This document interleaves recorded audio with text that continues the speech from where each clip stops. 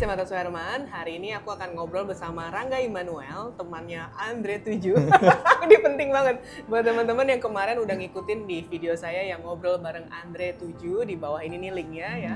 Nah sekarang kita akan ngobrol lagi mengenai kreatif, industri kreatif bersama Rangga Immanuel. Nah, Kakak Rangga, terima kasih sudah bersedia diculik. Makasih udah mau nyulik saya.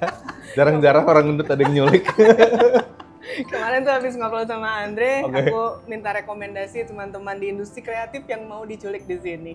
Karena pertanyaannya banyak banget yang kemarin ternyata habis bahas bersama Andre industri kreatif dan ternyata masih banyak yang pengen tahu lagi gitu. Oke. Nah, kenalan dulu kali ya, Kak. Kita juga baru kenal. Baru ketemu hari ini teman-teman. Jujur banget kita sumpah. Gimana Kakak Rangga? Perkenalkan diri Anda aja ya. Aduh, halo saya Rangga. Bapak 2 anak, nggak di situ ya. Kerjanya eksekutif kreatif director di Densu.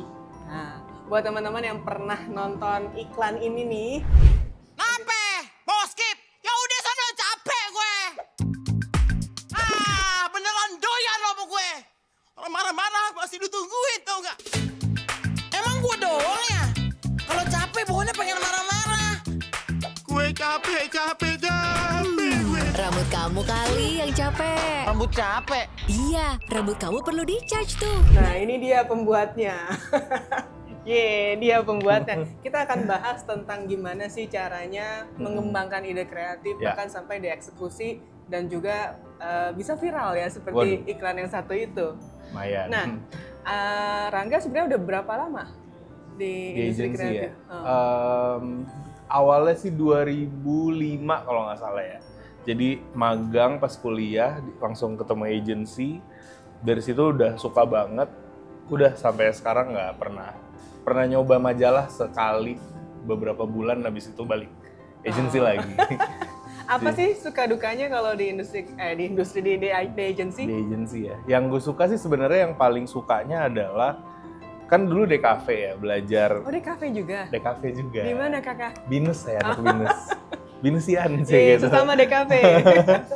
Di DKV tuh belajar fotografi, belajar apa terpisah-pisah gitu ya, as a technical. Tapi pas di agency gue ngeliatnya lebih, akhirnya tugas kita tuh lebih deep dari itu, story apa yang lo mau sampein gitu kan. Kalau dulu belajar komunikasi visual ya ini the real komunikasinya apa. Yang gue paling suka sih sebenarnya ketika bisa nyampein apa ya, beyond produk tapi ada message lain yang bisa kita sampein di situ gitu. Ada story lain, bikin orang terhibur, bikin orang sedih gitu tuh gue suka banget. Kalau lu biasanya lebih ke yang apa sih? Lucu-lucu, sedih-sedih atau Sebenarnya agak palu gada kalau paling gue ada ya. apa aja ya? Lucu-lucu mungkin ada gitu ya, beberapa orang yang bilang yang bodor-bodor kasih Rangga gitu. Cuma sebenarnya gue selalu ngelihat based on kebutuhannya apa sih. Kalau emang message-nya itu perlu di-deliver dengan lucu, dan lucu, tapi nggak selalu gitu. Nggak selalu lucu ya. Oke. Nah di sini juga kan kadang-kadang gue tuh kalau yang nonton di sini kan mungkin kebanyakan fotografer juga ya, walaupun mungkin sebagian ada beberapa di industri kreatif nih ya. Banyak banget pertanyaan yang datang ke gue tuh kayak, gimana sih caranya kalau gue lagi stuck nih, nggak bisa dapet ide, apakah harus masuk ke dalam WC untuk bertapa mencari ide atau gimana nah? Gimana sih Waduh. menurut lo nih yang Iya. bisa dibilang kan udah keren-keren banget gitu Iya. karyanya? Zaman dulu sih bilangnya gitu ya, sering ide nemu pas lagi boker gitu ya. Cuma kalau boker mulu saya nggak segemuk ini teman-teman. Saya bisa kurus. Gue rasa sih pada akhirnya ya setelah nyoba berbagai cara, kalau 2005 kan berarti mungkin 19 tahunan gitu ya di agensi, cara paling baik yang akhirnya gue temuin adalah live life aja. Jadi kadang-kadang tuh kita di agency terus gitu ya, mikir ide, lembur-lemburan sampai malam, mikirin sesuatu yang lo nggak relate gitu, kadang-kadang browsing atau buka buku. But at the end of day, banyak banget ide yang akhirnya bisa nyampe ke orang tuh kalau lo sendiri believe sama apa yang lo sampein gitu. Jadi live life se-happy-happynya lo. Tadi kita sempat ngobrol ngerjain baby dan segala macam gitu ya. Kalau emang lu punya experience itu dan kebetulan produk lu sama, lo pasti akan bisa deliver sesuatu yang touch yourself dan akhirnya bisa touching other people gitu. Menurut gue itu sih yang lebih penting. Nah, kalau tadi kita sambungin nih dari cari idenya sama yang iklan tadi. Itu gimana sih idenya, kok bisa kepikiran yang kok munculnya begini ya gitu. Ya itu juga banyak banget yang nanyain kenapa bisa jadi gitu. Karena kan secara karakter brandnya nggak kesana ya. Iya, betul. Dan memang brief yang ke kita pun nggak minta dibikinin iklan lucu gitu. Nggak ada brief tersebut, tapi yang kita tahu pada saat itu adalah mereka punya problem dari sisi orang tahu produknya, orang tahu mereka punya iklan, tapi message-nya nggak pernah send across gitu ke orang. Orang jadinya nggak beli sama produknya, kayak terserah lo ngiklan apa, kayaknya sama aja deh semua shampoo gitu. Yeah. Padahal produknya conditioner, orang bilang semua shampoo sama aja nih, gue jualannya conditioner gitu, karena nama Pantene udah besar di shampoo, orang nggaknya shampoo doang. Makanya pada saat itu kita mikirnya adalah beridenya di ngelihat problemnya gitu. Problemnya mereka apa sih? Kalau selama ini mereka sudah coba menunjukkan cantik itu bisa sampai selevel ini loh gitu, dengan Maudy Ayunda, dengan Anggun, tapi masih nggak works. Berarti kan tugasnya gue bukan untuk mencari siapa yang lebih cantik dari mereka, tapi justru cari angle lain, apa yang bisa bikin orang aware gitu bahwa this product really works. Dan akhirnya kita sampai di satu titik di mana ngelihat mungkin kita salah mencari contoh kali gitu, dibanding mencari sesuatu yang aspirasional, lo bisa jadi seperti ini, kenapa nggak cari yang di level mereka dulu gitu. Kalau kita bisa ngebantuin rambut capek, dan siapa rambut capek gitu kan. Jadi bukan Maudy Ayunda diacak-acak rambutnya terus dirapihin lagi, tapi orang yang emang dari awal udah punya problem di rambut. Akhirnya buat menemukan nama Keanu itu to be honest cepet sih, karena begitu ada kata rambut capek yang langsung terlintas di kepala gue tuh rambut lepek kayak Keanu gitu. Ini kalau mas-mas ini bisa diubah rambutnya, brand bisa bantuin dia, gue yakin orang pasti akan aware bahwa produknya akan sebagus itu gitu. Oh, sih. Susah nggak sih buat meyakinkan? Ini kan bisa dibilang agak apa ya, berbeda gitu kan. Susah nggak sih kalau ngeyakinin brand, karena kan nggak semua brand juga fleksibel ya? Betul. Ya, gue selalu bilang buat project ini gue beruntungnya dalam artian brandnya memang sudah mengalami stuck di pattern mereka yang lama gitu kan. Jadi emang ketika briefnya nyampe ke kita, mereka ada di fase udah nyoba segala macam tapi nggak ada yang pick up the message gitu. Dan mereka sudah sadar ini waktunya mencari cara lain untuk berbicara gitu. Jadi dari sisi itu gue udah sedikit diuntungkan nih, dimana kita emang bukan agency gue mau bikin yang lucu gitu, bukan gitu, tapi emang problem lo jangan-jangan emang harus dijawab dengan do something yang totally opposite dari apa yang orang expect di awal gitu. Ada tips nggak sih gimana caranya supaya brand bisa kayak nerima ide nyeleneh lo gitu, atau kayak yang ya sama sekali nggak sesuai dengan pattern yang sebelumnya gitu? Gue tuh selalu percaya tugasnya anak agency tuh jualan bukan hanya di materi iklannya, tapi kita tuh mesti bisa juga ngejual ide. Storytelling kan kadang-kadang kita bikin storyboard gitu ya, gimana caranya storytelling supaya orang beli produk. Tapi kita suka lupa storytelling yang utama nih sebelum bikin iklannya adalah gimana cara kliennya beli ide kita juga gitu. Kan kita 2 kali jualan ya selalu ya. Kita jualan ide, idenya dibeli, dan akhirnya dari ide tersebut jadilah sebuah produk iklan yang bikin orang beli produk.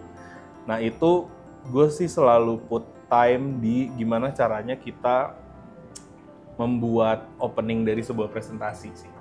Kayak memang ketika di case-nya Pantene gitu misalnya ya, ketika kita mau menjual Keanu, gue nggak bisa opening deck, this is your problem, ini objektifnya, dan kita akan propose orang talent baru gitu. Itu pasti kayak apaan sih nih dari awal begitu. Tapi yang kita harus coba bawa emotionally adalah bikin mereka aware dulu bahwa mencari yang lebih cantik itu nggak ada ujungnya gitu. Kalau pada saat itu gitu ya, kalau punya ini Maudy Ayunda, gue bilangnya mau diapain aja ya udah ayu gitu kan, namanya juga Maudy Ayunda. Udah nggak bisa diapa-apain lagi, nyari yang lebih ayu dari dia, mungkin akhirnya juga buat beberapa orang oke, buat beberapa orang enggak lah, ini udah paling mentok gitu. Dan lo butuh seseorang yang bukan cerita tentang rambut ke charge, tapi yang rambut capek, dan munculin lah baru si foto Keanu itu gitu. Jadi emang need to catch them by surprise juga gitu. Wow. Dulu fun fact ketika munculin muka Keanu tuh kan presentnya online, itu 2020 ya, zaman pandemi. Present online, semua kamera nyala gitu. Pas gue munculin muka Keanu, kameranya pada mati tiba-tiba. Terus gue gini, aduh nih klien marah apa gimana nih? Aduh nih pada mati kameranya. Ternyata setelah udah production gitu-gitu ngobrol, mereka lagi ketawa ternyata. Cuma nggak mau ngasih lihat. Kayak wah kaget matiin kamera langsung. Iya. Untung banget akhirnya dibeli. Tapi gue rasa sih resikonya kan selalu ada lah. Lo nggak pernah tahu. Ketika deliver sebuah ide yang beda, selalu ada risiko ditolak, selalu risiko lo nggak ngerti brand gue bagaimana sih gitu ya, bisa aja itu terjadi. Tapi menurut gue kayak karet gitu ya, kalau mau ngejepret kan kendoran nggak sakit, terlalu kenceng putus. Nah jadi emang seninya adalah lo mencoba mencari tarikan yang pas tuh segimana gitu. Dan puji Tuhannya yang project itu pas gitu kalau menurut gue. Ngomongin tadi kan ada ide yang berbeda ya. Sebenarnya gimana sih caranya lu tahu nih ide yang bakalan works di kerjaan lu atau ide yang bagus sama yang mungkin nggak akan berjalan gitu. Kalau kayak yang awal sih menurut gue banyak-banyak main aja sih. Banyak-banyak main aja kan sebenarnya kita tuh orang yang terlibat di eksekusi kadang-kadang puas sama sesuatu yang kita set up dari awal gitu. Misalnya gue udah punya bayangan nih harus flawless rambutnya, harus apa. Tapi ketika audiens nerima kan kayaknya nggak ada yang merhatiin sedetail itu ya. Bajunya masih ada lecek nih sebelah kanan tuh kan tugasnya kita. Betul. Kadang-kadang kita really into that execution kecil-kecil. Kalau PPM tasnya apa, baju ini yang di background wajunya terlalu distract apa gitu, ngurusin yang kecil-kecil. Tapi ketika kita banyak main dan lo tahu respon orang kayak apa. Jadi kalau gue pribadi ya, iklan apa yang menurut gue sukses, yang bikin gue happy tuh ketika muncul di conversationnya orang tanpa gue minta gitu. Dulu awal-awal Twitter, semua masih di Twitter tuh adalah barometer gue iklan sukses apa enggak. Karena orang tuh akan dengan rela aja ngomongin tiba-tiba, iklan ini gokil, iklan ini sedih banget gitu. Dan itu menurut gua adalah barometer iklan yang akhirnya mungkin bukan sukses nggak sukses, tapi nyampe, works gitu, nyampe komunikasi ke orang. Oke. Nah kalau terus tadi storytelling nih, ini kan sebenarnya ada skill lain ya. Selain kita bisa bikin kreatif, artinya juga lu harus bisa mendeliver, menceritakan ide lu sendiri. Gimana sih caranya supaya lu present dan ini yang bisa kena gitu? Karena kadang-kadang gue juga pernah dengar ya kayak idenya bagus, tapi mungkin karena the way of present yang nggak bagus, akhirnya nggak kejual. Kayak gitu ya. Sebenarnya sama kayak iklan kita ya, banyak ide yang bagus di storyboard, semua ketawa ngeliat storyboard, pas sudah hasil syuting kurang nih kayaknya gitu ya. Karena apa? Karena delivery-nya gitu kan. Apakah tonality-nya kurang, acting-nya kurang. Nah, gue tuh pernah ketemplak banget dulu di kantor lama gue. Jadi kita udah set sebuah presentasi, bikin semingguan gitu. Di hari presentasi, bos gue namanya John Bailey dulu di DB itu, dia tiba-tiba nyetopin gue, lo mau kemana gitu? Gue mau present. Terus tiba-tiba dia bilang, don't ever present. Dia bilang, why? Ini gue udah siapin, kenapa maksud lo? Gimana nih gak present? Don't present, but sell the ideas, dia bilang gitu. Tuh omongan pendek yang gue selalu ingat sampai sekarang gitu, bahwa sering banget nih kita mindsetnya, gue ingin menyajikan sebuah ide ke klien gitu ya, tapi kalau lo ganti, karena menyajikan lo bisa ya udah ini ide kita, ini TV-nya, ini print, ini gambar, ini reference gitu. Tapi ketika jualan kan orang jualan di pasar aja ada effortnya gitu ya, dengan cara mereka masing-masing, punya nada-nada, tahu bulat bikin lagu gitu ya, cuma buat tahu bulat, masa enak agency nggak ada effort lebihnya buat jualan ide. Nah itu sih yang akhirnya menurut gua, lo juga harus, yang gue selalu ingetin, setelah lo udah bikin idenya bagus, pikirin juga gimana cara lo mau jual ide itu. Gitu. Kalau ide tersebut akan lebih bagus dilihat secara fisik, ya lo print, lo taruh tuh di kantor klien, misalnya jualan print ad zaman dulu tuh, gue sering banget bikin print A1 gitu gede-gede ditaruh kantor klien, gue tutupin, nggak apa-apa masih manual gitu ya, tapi ya udah biar mereka lihat in physical, oh ini feel-nya se-oke ini gitu. Kalau memang butuh that effort ya lakuin. Kalau lu butuh nyanyi depan klien gitu karena it might help. Dan Seru saya suka banget. bawa gitar ke kantor klien. Hai, hari ini kenapa nggak bawa kakak ya? Bisa nanti next episode. Nah, bukan next episode, berarti ada lanjutan di situ. Nah, apalagi ya, kalau tadi kan kalau gue lihat kayak Pantene kan ada keren tapi ada lucunya gitu ya. Sebenarnya kan banyak banget orang yang kalau ngelihat tuh ada banyak tren yang gue lihat belakangan tuh kreatifnya bau-baunya lebih ke lucu-lucu gitu. Menurut lu gimana? Apakah lucu atau keren-kerenan kah atau apa sih yang selama ini lu perhatiin gitu? Kayaknya market Indonesia ini lebih ke arah mana? Karena orang Indonesia kan kadang-kadang receh juga. Betul. Kalau menurut gue sih Indonesia dan lucu nggak bisa dipisahin sampai kapanpun. Komunikasi lucu tapi lucu yang kena gitu ya, nggak yang apaan sih garing gitu. Lucu tuh akan selalu works, tapi yang lebih penting dari lucunya adalah ngagetin kalau menurut gue. Karena misalnya sebuah brand memang sudah terkenal dengan lucu gitu ya, sepanjang misalnya Gojek gitu, lucu, tiba-tiba yang bikin heboh yang Andre bikin waktu itu kan Cerdikiawan gitu ya, lucu juga, tapi tiba-tiba sangat deep gitu, lucunya dikemas dengan beda. So it's surprising, menurut gue surprising tuh lebih penting dibanding lucu sih. Jadi kayak breaking pattern yang udah ada gitu. Breaking patternnya. Kalau ya bahasa yang gue nggak suka sebenarnya out of the box lah atau apa gitu ya. Gue lebih suka emang disruptif aja gitu. Kalau TBWA dulu bilangnya disruptif, emang ngagetin aja gitu. Orang expect produk kopi ini pasti akan slow motion ngasih lihat biji kopi ke roasted gitu ya. Tapi tiba-tiba lo datang dengan sesuatu yang beda banget, itu yang akan bikin orang nengok sih. Nah itu ya keberanian untuk breaking itu ya mungkin yang nggak gampang juga. Maksudnya ada beberapa klien kan yang apa ya old fashion banget, yang play safe banget ya. Kadang-kadang kan meyakinkan ide itu yang menurutku kayaknya agak sulitnya di situ. Betul. Iklan kopi kan harusnya gelap gitu ya, kayak udah ada patternnya gitu. Padahal udah pasti kayak gini nih. Kalau menurut gue dibalikin lagi di problemnya mereka sih. Kalau misalnya mereka tidak punya masalah dengan konsistensinya gitu dan orang emang look forward, kayak misalnya kalau di luar negeri tuh John Lewis department store selalu punya cerita haru di Natal dan emang setiap tahun ditungguin. Ya selama mereka masih ada di fase itu dan orang nungguin yang ngapain bikin tiba-tiba lucu gitu kan, karena orang emang udah menanti hal tersebut. Tapi ketika lo udah ada di satu fase, sama kayak pacaran lah, lo bawa bunga setiap hari, bunga itu kan spesial ya, keren, cantik, mengharukan.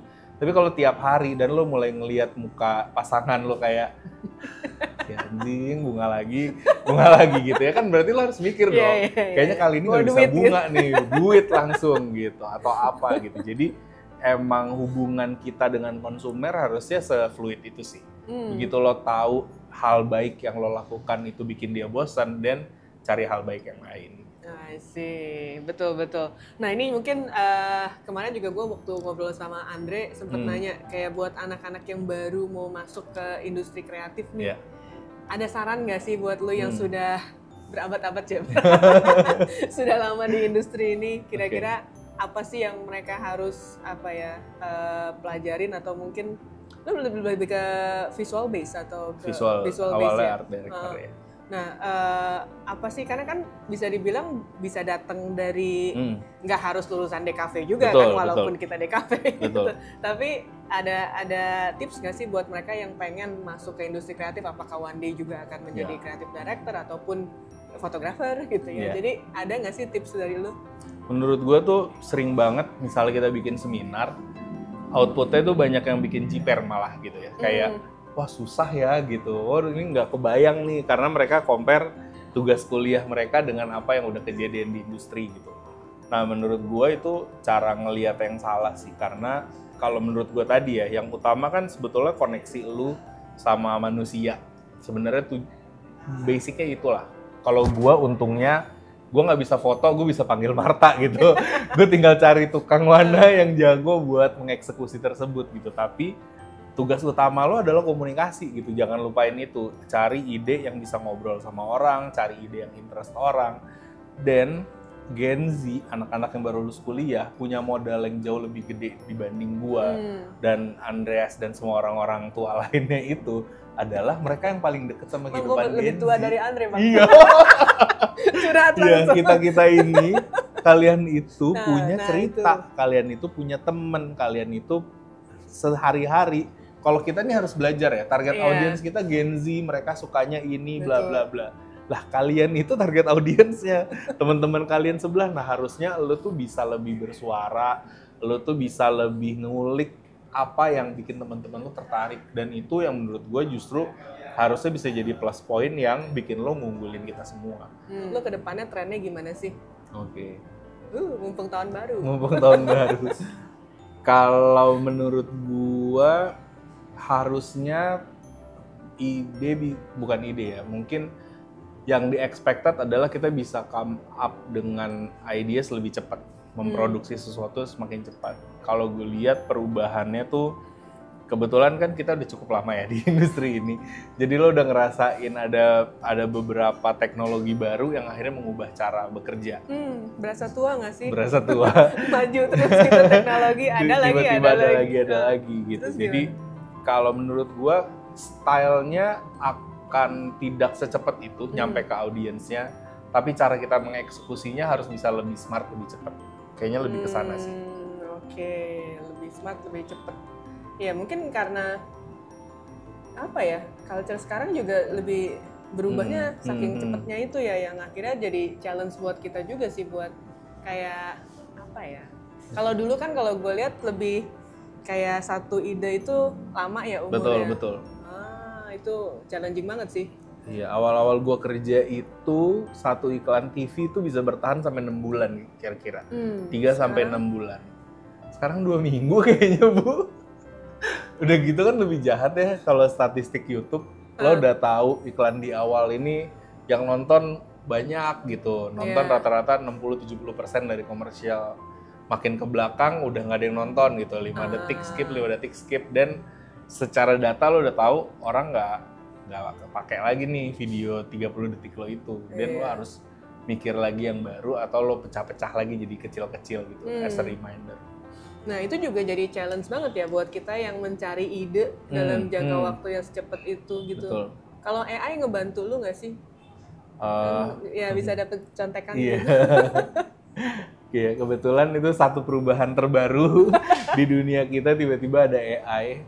Ya menurut gue gini sih, semua teknologi baru itu nggak ada yang bisa ditolak kalau menurut gue ya. Walaupun ketika AI baru muncul, dibilang nih nggak original, nggak apa gitu ya. Yang paling oke tuh ide lo bikin dari sketch awal gitu. Tapi pertanyaannya kan, apakah kita masih punya waktu untuk melakukan hal yang sama gitu. Kayak dulu gue ingat awal-awal kita bisa nyari gambar di Google, setua itu ya. Awal-awal gue kerja, gue masih nge-scan majalah, Bu. Iya sih. Kita masih scan majalah, ngambil gambarnya, di crop-crop, bikin sesuatu. Terus bisa nyari gambar di Google aja, udah mengubah banyak hal. Udah dulu mau tahu dunia advertising harus beli majalah archive, apa, sekarang semua udah kebuka. Buat dunia production dari film ke digital itu kan juga tiba-tiba mengubah banget. Nah itu kan nggak bisa lo tolak gitu. Ada sih pasti setiap awal baru pasti ada yang nolak, nggak pakai film nggak oke fotonya gitu ya. Atau orang-orang film production dulu apa tuh red cam gitu. Pakai film dong 16 mili gitu. Tapi lama-lama pasti akan ngikut juga. Nah AI gue rasa juga begitu. Jadi dibanding kita musuhin dan dibanding kita bersikeras sama cara yang menurut kita paling oke, dan lebih baik dipelajarin aja gitu. Dan setelah kita pelajarin, kepake banget kok gitu. Kalau menurut gue sih, selama kita memang menggunakan itu sebagai tools buat ngebantu gitu. Apa aja sih yang lu pakai? Barangkali ya, ntar kita pulang kita install gitu langsung. Kita tuh pernah karena modenya adalah mode eksperimen, kita tuh pernah sampai nyoba bikin satu project dari A sampai Z semuanya pakai AI. Gitu, karena emang modenya lagi nyoba aja gitu ya. Ada AI yang bisa, gue lupa ininya apa, aplikasinya apa, tapi AI yang dipakai buat market research. Jadi dia sendiri udah punya machine learning tentang market, kita bisa masukin data target audiensnya siapa, dan kita nanya ke AI-nya dan dia menjawab sesuai target audiens tersebut. Gitu. Misalnya, kenapa lo suka kopi instan dibanding kopi yang real gitu? Dan jawabannya sudah berdasarkan hasil AI-nya dia mengolah pemikiran orang-orang di target audiens tersebut. Itu ada AI itu. Then we use ChatGPT buat ngeliat what kind of ideas yang bisa kita generate untuk communicate sesuatu. Idenya keluar. Setelah itu kita pakai AI buat eksekusi visualnya di Midjourney gitu. Jadi bisa dipakai sejauh apa, semuanya bisa kepake, tapi pada akhirnya lo akan nemuin dosis yang tepat untuk, karena kan bukan jelek ya, lo pasti nggak akan happy kerja kalau lo hanya sebagai prompter writer gitu. Betul. Karena waktu itu modenya mode eksperimen, ya udah kita eksperimen gitu, seru-seruan. Tapi pada kenyataannya sekarang kita pakai AI di momen kita ngerasa butuh aja gitu. Kalau menurut gue ChatGPT setidak-tidaknya itu bisa ngasih elu variasi ide busuk yang sehingga ya misalnya ide buat jualan kopi gitu keluar, generate more gitu kan, lo akan ini biasa nih sering ini, dan lo udah kefilter duluan tuh ide-ide yang biasanya, terus lo pikirin apa yang beda ya gitu, atau lo bisa nge-trigger sesuatu, karena kan ide itu menurut gue yang berani di AI adalah mereka tidak takut salah. Lo minta generate bikin wanita tercantik di dunia, cantik tapi jarinya 10 gitu ya, 10 yang ini 6 gitu, mereka kan nggak takut ya, mereka ngeluarin aja apa yang dirasa sama intelligence mereka itu bisa menjawab. Nah kadang-kadang menurut gue keberanian itu nggak ada di manusia. Kita sering nih berempat duduk, apa ya ide ya, nanya ChatGPT keluar 10, jelek-jelek sih tapi nggak apa-apa, yang penting udah ada 10 dulu, dari sini bisa kita apain ya, dari sini bisa kita apain ya, atau 10-10 jelek, kayaknya kita pikir yang lain deh yang ini gitu. Jadi menurut gue ngebantu setidaknya buat trigger gitu. Betul, jadi sebenarnya AI ini ya sama seperti Andre bilang nggak boleh dimusuhin, mesti dipelajarin justru. Betul. Ya. Nah, Andre yang suruh saya pelajarin dan nggak boleh musuhin itu dia ngomong ke saya juga. Iya, which is bener sih. Kita kayak, ya teknologinya emang mesti diikutin terus. Dan gue setuju banget tuh tadi lo bilang soal di scan segala macam. Zaman dulu kuliah tuh gue masih yang cari buku print-printan itu, karena nyari katalog buku yang bagus banget, mahal dan susah nyarinya. Internet zaman dulu, angkatan gue apalagi. Sampai hari ini gue masih punya rak buku. Karena buku-bukunya mahal dulu belinya, gue sih udah nggak pernah baca. Zaman dulu tuh aduh, cuma bukunya mahal. Buku kayak barang mewah banget ya buat diinvest. Basir Blok M gitu kan dulu mainannya kita tuh, karena toko buku itu 500.000. Jadi sebenarnya udah nggak ada excuse juga buat teman-teman yang zaman sekarang yang basically udah tinggal googling aja, udah bisa dapat banyak informasi di sana. Nah kita akan lanjut lagi ke episode kedua tentang pembahasan yang lebih dalam tentang industri kreatif. Jadi disimak terus nanti di video kedua.